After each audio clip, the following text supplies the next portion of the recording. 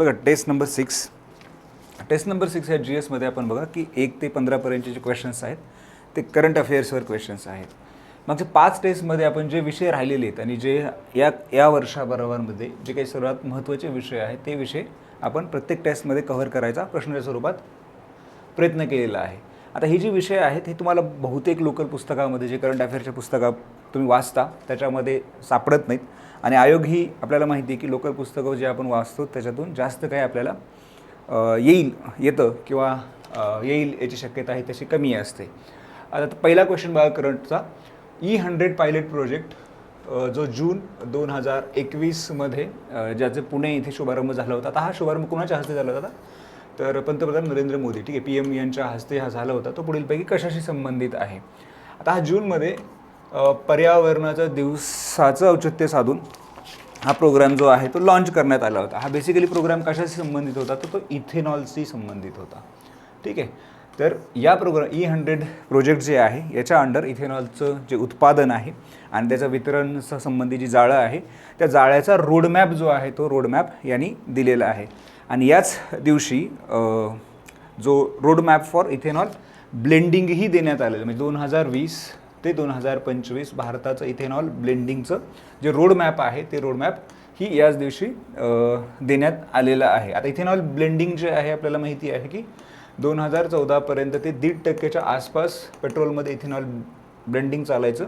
आता ते प्रमाण 8%वर आहे आणि 2025पर्यंत जे आहे ते प्रमाण आपल्याला 20%पर्यंत घेऊन जायचं. ते हे डॉक्युमेंट जे आहे ते हे डॉक्युमेंट सांगतं आहे.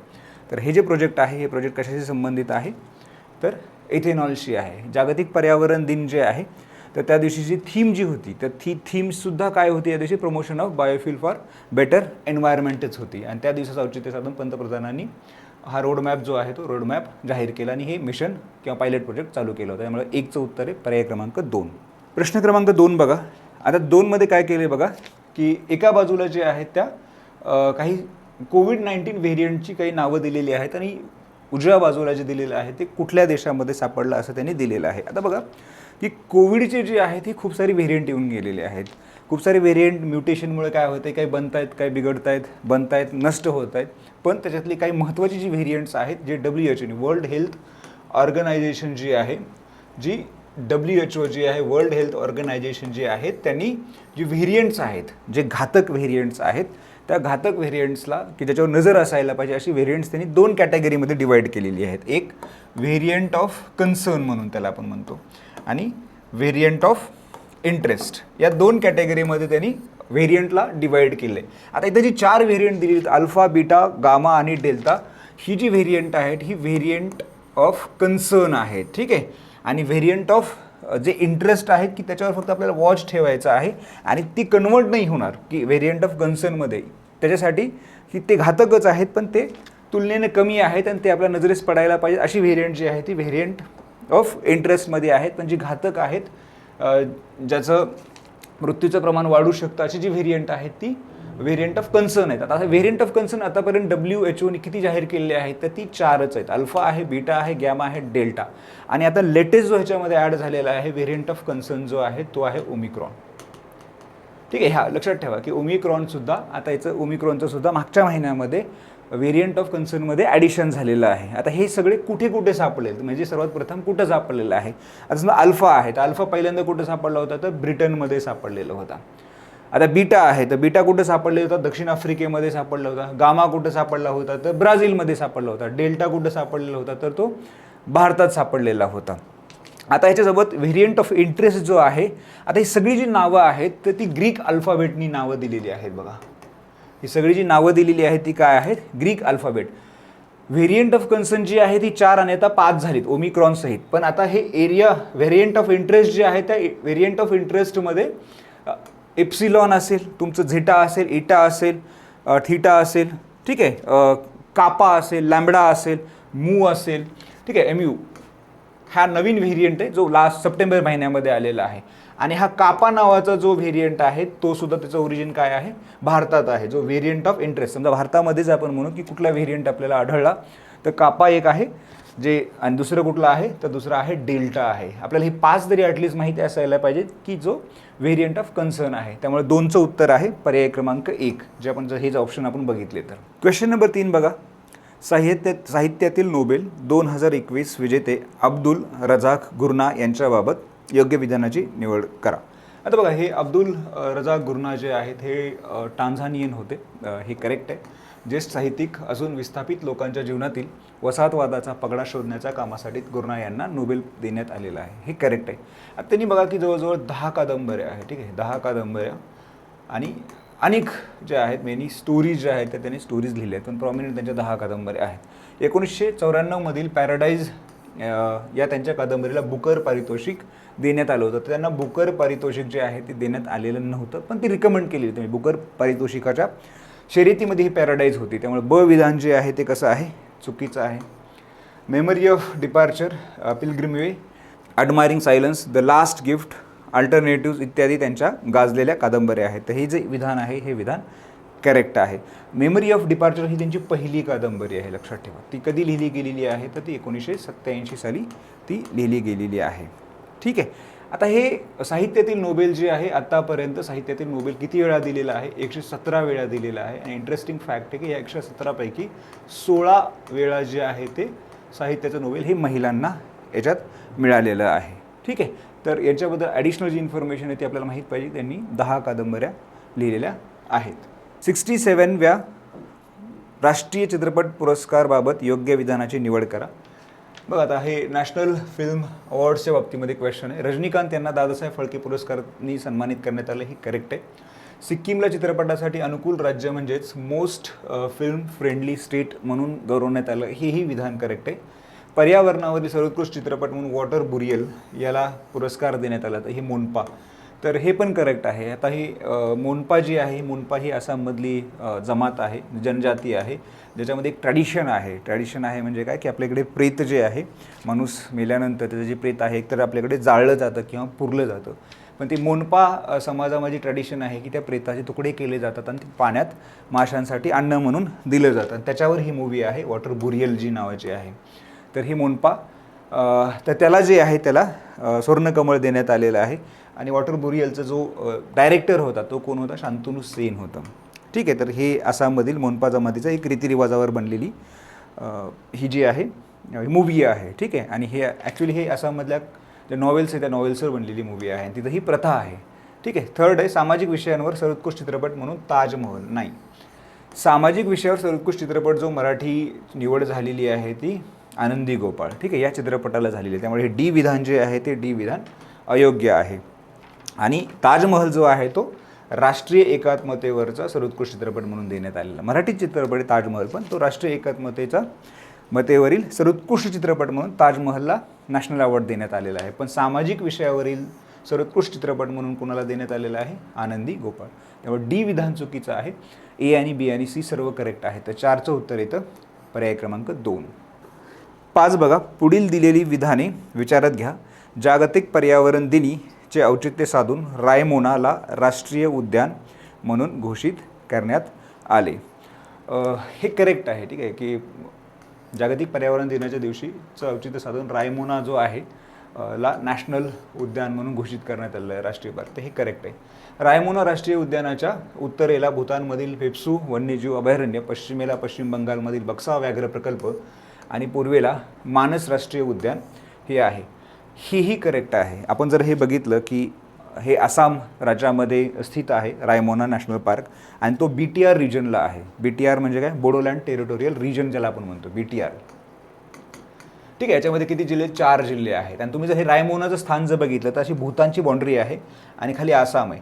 तर ह्या बाँड्रीवर हे जे आहे हे रायमोना नॅशनल पार्क आहे की असं हे जर BTR जे आहे की बोडोलँड टेरिटोरियल रिजन जो आहे तो असं 4 जिल्हे आहेत आणि त्या बॉर्डरला आहे.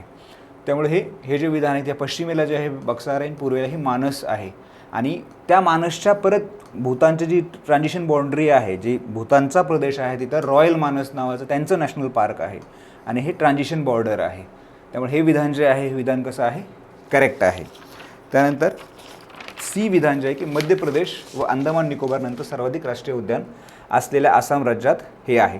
आता मध्य प्रदेशमध्ये किती नॅशनल पार्क आहेत आपल्याला माहिती आहे की 12 नॅशनल पार्क आहेत आणि अंदमान निकोबारमध्ये किती नॅशनल पार्क आहेत तर ती 9 नॅशनल पार्क आहेत. आणि आता आसाममध्ये जे रायमोना आहे, आता आसाममध्ये नॅशनल पार्कची संख्या झालेली आहे 7. आसाममध्ये किती नॅशनल पार्क झालेले आहेत? 7. ती 7 मधली 2 नॅशनल पार्क्स आहेत जी अतिशय महत्त्वाची आहेत. एक आहे काझीरंगा. काझीरंगा का महत्त्वाचं आहे तर ते युनेस्कोचं वर्ल्ड हेरिटेज साईट पण आहे, त्याचबरोबर ते टायगर रिझर्व पण आहे. आणि दुसरी कुठली आहे? मानस आहे. तर हे मानस पण काय, ती युनेस्कोची साईट पण आहे, टायगर रिझर्व पण आहे आणि बायोस्फिअर रिझर्व पण आहे. ही सर्वच्या सर्व जी आहेत ती कुठं आहेत? आसाममध्ये आहेत. ठीक आहे. आता ही 7 जी आहेत आसाममधली, 7 कुठली कुठली आहेत? एक आहे काझीरंगा आहे, दिब्रू शिकवा आहे, मानस आहे, नामेरी आहे, ओरंग आहे आणि दिहांग पतकई आणि ही आता झालेली रायमोना नॅशनल पार्क आहे. हे 7 नॅशनल पार्क्स आता आसाममध्ये आहेत आणि नॅशनल पार्कच्या संख्येमध्ये आसाम ही 3ऱ्या स्थानी आहे. त्यामुळे 5चं जे उत्तर आहे वरील सर्वच्या सर्व विधाने जी आहे करेक्ट आहेत. आता आपण जर नॅशनल पार्कची संख्या भारतामध्ये आता करंटली जर आपण बघितलं, जी प्रोटेक्टेड एरिया आपण म्हणतो की टोटल प्रोटेक्टेड एरिया किती आहेत? 870च्या आसपास आहेत. प्रोटेक्टेड एरियामध्ये काय येतात? नॅशनल पार्क्स येतात, वाईल्ड लाईफ सेंच्युरीज येतात, कम्युनिटी रिझर्व्स येतात, ठीक आहे, आणि कन्झर्व केलेले जे रिजन्स आहेत तेही येतात. हे 4 गोष्टी मिळून 870 आहेत आणि 870 पैकी साधारणतः 104 नॅशनल पार्क्स आहेत. ठीक आहे, 104 नॅशनल पार्क्स आहेत. तर हे जर आपण टोटल इंडियाच्या जॉग्राफीच्या बघितलं तर अराऊंड 5.202% आसपास, ठीक आहे, इतका एरिया जो आहे भारताचा या सगळ्या गोष्टींखाली येतो. त्यामुळे 5चं उत्तर आहे पर्याय क्रमांक 4. क्वेश्चन नंबर 6 बघा. तौक्ते चक्रीवादळाबाबत योग्य विधानांची निवड करा. पहिलं आहे, गेल्या वर्षी महाराष्ट्रात आलेल्या चक्रीवादळाला निसर्ग हे नाव देण्यात आले होते, तर यावर्षी निर्माण झालेल्या चक्रीवादळाला तौक्ते हे नाव देण्यात आलेलं आहे. तर पहिलं विधान जे आहे ते करेक्ट आहे. लास्ट इयरला जे महाराष्ट्रामध्ये वादळ आलं होतं त्याचं नाव निसर्ग देण्यात आलं होतं आणि यावर्षी निर्माण झालेल्या चक्रीवादळाला तौक्ते हे नाव देण्यात आलेलं आहे. हेही करेक्ट आहे. ठीक आहे. सेकंड आहे, चक्रीवादळाला दिलेले हे नाव एका सरड्याच्या प्रजातीचे असून ते मालदीव या देशाने दिले. आता हे सरड्याच्या प्रजातीचं नाव आहे का? हे करेक्ट आहे इथपर्यंत, पण ते मालदीवनं नाही दिलेलं, तर ते नाव दिलेलं आहे म्यानमारने. ठीक आहे, म्यानमारने. 6चं उत्तर आहे. हे विधान जे आहे ते काय आहे? हे चुकीचं आहे. तर याचं उत्तर काय यायला पाहिजे? पर्याय क्रमांक 1 यायला पाहिजे. 6चं उत्तर आहे पर्याय क्रमांक 1. क्वेश्चन नंबर 7 बघा. फ्रेंच ओपन 2021 बाबत पुढील विधाने अभ्यासा व योग्य विधानांची निवड करा. पहिलं आहे, नाओमी ओसाकाने पहिल्या फेरीत विजय मिळवल्यानंतर दुसऱ्या फेरीत मीडिया ऑब्लिगेशन संबंधित वादामुळे या स्पर्धेतून तिने माघार घेतली. आता हे करेक्ट आहे की नाओमी ओसाका ही जागतिक क्रमवारीमध्ये 2ऱ्या स्थानी असलेली खेळाडू आहे आणि पहिल्या फेरीत विजय मिळवल्यानंतर तिने मीडिया ऑब्लिगेशन संबंधित वादामुळे तिने स्पर्धेतून माघार घेतलेली आहे. तर ही खरे आहे. फ्रेंच ओपनमध्ये तिथे प्रथा आहे की मॅच झाल्यानंतर त्यांना मीडिया इंटरॅक्शन करावं लागतं, पण नाओमी ओसाकाने त्याच्यात पार्टिसिपेट करायच्या आधी सांगितलं होतं की मी काही असं करणार नाही. त्यासाठी तिला दंडही झाला होता $12,000. तर त्याचा निषेध म्हणून या गोष्टीचा तिने स्पर्धेतून माघारी घेतली. करेक्ट आहे. आरोग्याच्या कारणामुळे 3ऱ्या फेरीनंतर रॉजर फेडररने फ्रेंच ओपनमधून माघार घेतली. हेही करेक्ट आहे की त्याच्या गुडघ्यावर शस्त्रक्रिया झाली होती आणि तो 1 वर्षाच्या रिहॅबिलिटेशन सेंटरमधूनही त्याच्या फ्युचर हेल्थसाठी त्यांनी दुखापतीच्या कारणामुळं म्हणजेच आरोग्याच्या कारणामुळं त्यांनी फ्रेंच ओपनमधून माघार घेतली. हेही करेक्ट आहे. नोवाक जोकोविचने अंतिम सामन्यात क्ले कोर्टचा बादशाह असलेला राफेल नदालचा पराभव करून फ्रेंच ओपन जिंकली नाही. आता नोवाक जोकोविचने राफेल नदालचा जो आहे तो पराभव केला, पण तो पराभव कशामध्ये केला? सेमीफायनलमध्ये, ना की अंतिम सामन्यामध्ये. त्यामुळे हे विधान चूक आहे. नोवाक जोकोविचने कुणाचा पराभव केला अंतिम सामन्यामध्ये? तर ग्रीसचा स्टेफनोस सितासितसने. कुणाचा पराभव केला? तर स्टेफनोस सितासचा पराभव जो ग्रीसचा होता त्याचा पराभव नोवाक जोकोविचने फायनलमध्ये केलेला आहे. त्यामुळे हे विधान जे आहे हे विधान चुकीचं आहे. ए आणि बीच याचं विधान करेक्ट आहे. तर आपल्याला कुठं दिसतंय? सी वगळून. म्हणजे काय यायला पाहिजे? पर्याय क्रमांक 3. क्वेश्चन नंबर 8 बघा. हा इंटरेस्टिंग क्वेश्चन आहे, हा महत्त्वाचा क्वेश्चन आहे. ऑलरेडी आपण रामसर साईटचं बेसिक जे आहे ते आधीच्या टेस्टमध्ये कव्हर केलेलं आहे. तुम्ही जर बघितलं असेल टेस्ट 5, टेस्ट 4मध्ये आपण रामसर साईट जी आहे ती कव्हर केलेली आहे. ऑलमोस्ट त्याचे जे बेसिक आहे. रामसर ठरावानुसार जगभरातील संरक्षण करण्यात येणाऱ्या पाणथळ जागांमध्ये पुढीलपैकी कशाचा समावेश होत नाही असं विचारले. आपल्याला हे माहिती आहे बघा, तलाव माहिती आहे, नदी माहिती आहे, दलदलीचा प्रदेश माहिती आहे, खारपोटी वनही माहिती आहे, प्रवाळ बेटही माहिती आहे, पण आपल्याला ह्या 2 गोष्टींबद्दल आपल्याला माहिती नसते. आणि आपल्याला असं वाटू ऑप्शनमध्ये पण बघा की हे जी वगळून आहे, एफ वगळून आहे, जी आणि एफ वगळून आहे, तर आपल्याला आपण वाटू शकतं की ह्या दोन्हीपैकी की हे काही रामसर साईट्समध्ये येणार नाहीत. पण ही रामसर साईट्सच्या क्रायटेरियामध्ये ही सगळेचे सगळे येतात. ठीक आहे, फक्त भारतामध्ये हे मिठागरे आणि भात शेती जे रामसर साईट्स नाही आहेत हे आपल्याला कुठं सापडतात, ते इंडोनेशियामध्ये सापडतात. त्यामुळे 8चं उत्तर आहे ही सगळीच्या सगळी याच्यामध्ये रामसरमध्ये कन्व्हेन्शनमध्ये येत आहेत. 8चं उत्तर आहे पर्याय क्रमांक 4. 9 बघा, अयोग्य पर्यायाची निवड करा. आता याच्यामध्ये बघा की डाव्या बाजूला जे आहेत राज्यांची किंवा केंद्रशासित प्रदेशांची नावं आहेत आणि ती बातम्यांमध्ये का होती याच्या संबंधी उजव्या बाजूला आहे, त्याच्या संबंधी अयोग्य पर्याय आपल्याला निवडायचा. आता हे लद्दाख आहे. लद्दाखबद्दल पुढे काय आहे की भारतातील पहिला ग्रीन हायड्रोजन मोबिलिटी प्रकल्प आहे. हे करेक्ट आहे की पहिला भारताचा जो ग्रीन हायड्रोजन मोबिलिटी प्रकल्प जो आहे तो इथं उभा केला जाणार आहे लद्दाख. आपण याच्या आधीच्या टेस्टमध्ये पण आपण हायड्रोजनच्या ह्याच्यावर क्वेश्चन घेतलेला आहे आणि लद्दाखवर पण सेंट्रल युनिव्हर्सिटीचा, ठीक आहे, जे सिंधू सेंट्रल युनिव्हर्सिटी जी आहे ती कुठं स्थापन होणार आहे असा क्वेश्चन आपण घेतलेला आहे. त्यामुळे लद्दाखमध्येच ते पण आहे. तर लद्दाख जो आहे भारतातील पहिली ग्रीन हायड्रोजन मोबिलिटी प्रकल्प आहे. सेकंड, तामिळनाडू, याच्यामध्ये भारतातील पहिली ग्रेन ATM स्वयंचलित मशीन आहे जे 7 मिनिटांमध्ये 70 किलो धान्य जे आहे ते देतं. तर ही जी ग्रेन ATM आहे हे तामिळनाडूमध्ये नसून तर ते कुठं आहे, तर ते आहे हरियाणामध्ये. ठीक आहे, हे तामिळनाडूमध्ये नाही, हरियाणामध्ये. त्यामुळे हे विधान जे आहे ब चुकीचं आहे. कर्नाटक, सर्व सरकारी सेवांमध्ये ट्रान्सजेंडरसाठी आरक्षण देणारे भारतातील पहिलं राज्य. तर हे करेक्ट आहे की ट्रान्सजेंडर जे आहे ते ट्रान्सजेंडर्ससाठी आरक्षण देणारे पहिलं राज्य. आता बघा, यावर्षी जे पद्म पुरस्कार देण्यात आलेले आहेत, जनरली आपण पद्म पुरस्कारावर क्वेश्चन आहे की पद्म पुरस्कारांमध्ये एक जी ट्रान्सजेंडर आहेत त्यांनाही पद्म पुरस्कार इथं यावर्षी देण्यात आलेला आहे. आणि भारताच्या इतिहासामध्ये पहिल्यांदाच एखादा पद्म पुरस्कार ट्रान्सजेंडर असलेल्या व्यक्तीला देण्यात आलेला आहे आणि त्याही कर्नाटकच्याच आहेत. ठीक आहे, तर याच्यामध्ये जर आपण बघितलं तर सर्व सरकारी सेवांमध्ये ट्रान्सजेंडरसाठी आरक्षण देणारं भारतातलं पहिलं राज्य कोण आहे, कर्नाटक आहे. त्यामुळे 9चं उत्तर काय यायला पाहिजे, अयोग्य पर्याय. तर केवळ ब हा अयोग्य पर्याय आहे. 9चं उत्तर आहे पर्याय क्रमांक 2. 10 बघा, आता 10 आहे सरळ सरळ स्कीमवर आहे, लेटेस्ट स्कीमवर विचारलेलं आहे. PM Gatishakti national master plan बाबत योग्य विधानाची निवड करा. ऑक्टोबर 2021मध्ये CCEA cabinet committee on economic अफेअर्सने विविध आर्थिक क्षेत्रांना मल्टीमोडल कनेक्टिव्हिटी पायाभूत सुविधा प्रदान करण्यासाठी या प्रस्तावाला मंजुरी दिली. हे लेटेस्ट आहे, हे माहीत असायलाच पाहिजे, हे करेक्ट आहे. बैसाख Nद्वारे विकसित भौगोलिक माहिती प्रणाली किंवा जिओग्राफिक इन्फॉर्मेशन सिस्टम आपण म्हणतो यावरही आधारित प्लॅन आहे. हेही करेक्ट आहे. ही दोन्ही विधानं जी आहेत ही बेसिक त्या प्लॅनशी संबंधित आहेत. दोन्ही विधाने करेक्ट आहेत. त्यामुळे 10चं उत्तर आहे पर्याय क्रमांक 3. 11 बघा, ट्रेन कोचला निर्जंतुकीकरण किंवा सॅनिटाईज करण्यासाठी पुढीलपैकी कोणत्या मेट्रोने UV रेचा वापर केलेला आहे. अगेन ऑब्जेक्टिव्ह क्वेश्चन आहे, कोणी केलेला आहे तो UV रेचा लखनौ मेट्रोनी केलेला आहे. क्वेश्चन नंबर 12 बघा, विमेन कमांडो स्क्वॉडची स्थापना करणारी राज्य पुढीलपैकी कोणती आहेत. उत्तराखंड, महाराष्ट्र, केरळ, नागालँड, पश्चिम बंगाल आणि तेलंगणा. आता ह्याच्यामध्ये जर आपण बघितलं आपल्याला वाटू शकतं की याच्यामध्ये महाराष्ट्र आणि तेलंगणा असेल कारण ते थोडेसे प्रोग्रेसिव्ह आहेत, पण हे नाही आहेत. वुमेन कमांडो स्क्वॉड जी स्थापन करण्यात आलेले आहेत आतापर्यंत भारतामध्ये जी 4 आहेत, जे रिसेंटली जे फॉर्म करण्यात आले ते उत्तराखंड, याच्यामुळे ते न्यूजमध्ये होतं. उत्तराखंडमध्ये आहे, केरळमध्ये स्थापन करण्यात आलेलं आहे, नागालँडमध्ये करण्यात आलेलं आहे आणि पश्चिम बंगालमध्येही करण्यात आले. ही 4 राज्य आहेत, म्हणजे महाराष्ट्र आणि फक्त तेलंगणामध्ये नाही.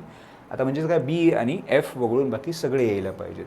की 22चं उत्तर आहे पर्याय क्रमांक 12चं उत्तर आहे पर्याय क्रमांक 2. क्वेश्चन नंबर 13 बघा, पुढील दिलेल्या विधानामधून योग्य विधानाची निवड करा. आता बघा, हा क्वेश्चन नंबर 13 जो आहे हा पद्म पुरस्कारांवरच आता जनरलाइज क्वेश्चन डिझाईन केलेला आहे. बघा, आता जनरली माहिती की आपल्याला पद्म पुरस्कार जे आहेत ही पद्म पुरस्कार कधीपासून देण्यात आली, 1954 पासून ह्याची देण्याची सुरुवात झाली आणि दरवर्षी जाहीर करण्यात येतात. पण 4 वर्ष जो आहे तो पद्म पुरस्कार देण्यात आलेला नाही. तर ती 4 वर्ष कुठली होती, एक जनता गव्हर्नमेंटच्या होतं की 78, 79 आणि दुसरी जी आहे की 1993 आणि 1997. तर ह्या 4 वर्षामध्ये फक्त पद्म पुरस्कार देण्यात आलेले नाहीत.